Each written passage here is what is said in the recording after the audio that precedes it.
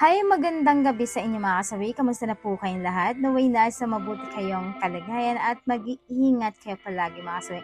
Na ano ang tatlong rason? Bakit nga ba mas gustong gusto ng isang lalaki na mataba-taba ang tilapia ng isang babae?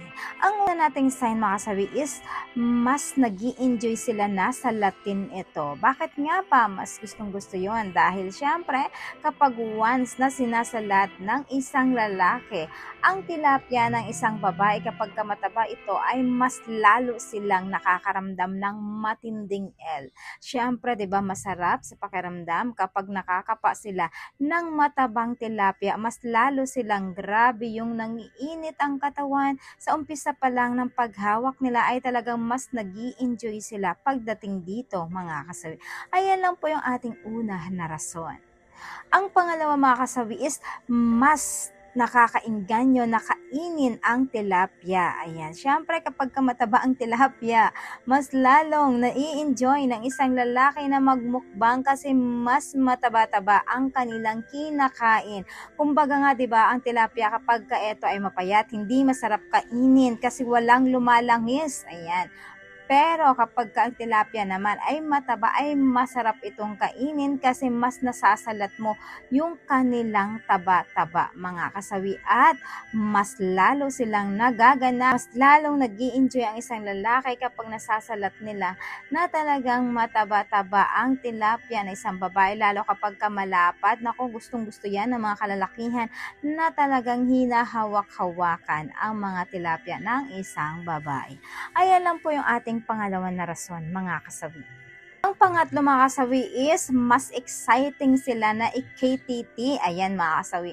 Siyempre mga kalalakihan kapag gawan sa salat nila, gilid at harap ng babae na tilapia ay aba pag nasalat nila itong mataba-taba, aba naman mas nag-iisip sila masarap ng i-KT ang isang babae dahil mataba ang tilapia nito. Siyempre mas nagkakaroon kasi sila ng katang-isip, mas lalo nag-i-enjoy sila the more na nag-iisip sila ng mga dirty talks, nag-iisip sila ng kakaibang pag-iisip na kapag once na hinawakan nila, pinipisil-pisil nila at talagang sinasalat-salat nila ay mas lalo silang nakakaramdam ng sobrang nag-i-enjoy at nasasarapan na sila kahit hindi pa ito nagsisimula mga kasawi. Kasi dahil alam nila na talagang mataba ang tilapia ng isang babae.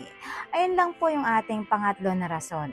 At syempre hindi mawawala yung aking advice sa topic nito. Lagi niyong tatandaan sa mga kababaihan at kalalakihan.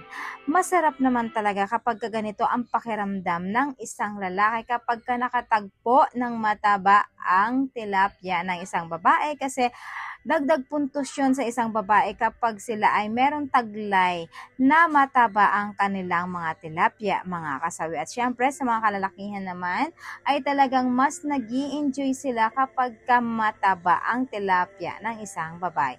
Yun naman po mga kasawi yung ating advice. Maraming salamat po sa patuloy na pagsuporta niyo sa akin sa walang sawang pag-share at pag-comment. Sa mga hindi pa po nakapag-subscribe mga kasawi, pwede na kayo mag-subscribe, pwede na kayo mag-follow para updated kayo sa topic ko araw-araw ng gabi mga kasawi.